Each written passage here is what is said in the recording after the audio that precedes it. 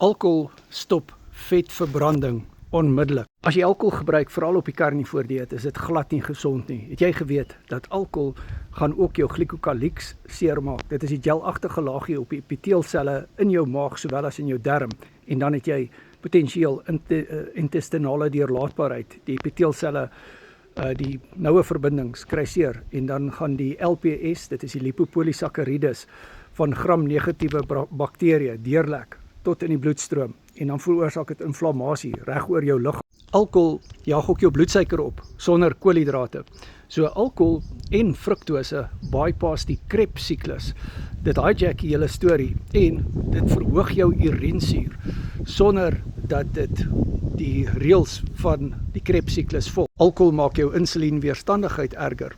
Alkohol versteur jou slaap en dit versteur ook jou hormone. As jy alkohol drink, kan jy krampe kry. Jy kan ook magnesium, sink en ander minerale tekorte kry, want alkohol steel. Ons doen die alkohol bootcamp. Dit is die 1 Maart, dit is nou Sondag aand 7:00 en dan die 4de Maart 10:00, dit is 'n Woensdag 10:00 die oggend op Google Meet. Net coaching vriende het toegang tot dit, maar word 'n coaching vriend, doen 'n coaching sessie met my op die carnivore en keto word.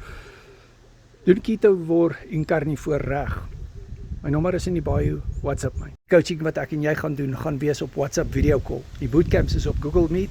Jy kry jou notas in Afrikaans en ek doen video opnames van hierdie geleenthede. So al mis jy daai bootcamps, jy kan dit bestel.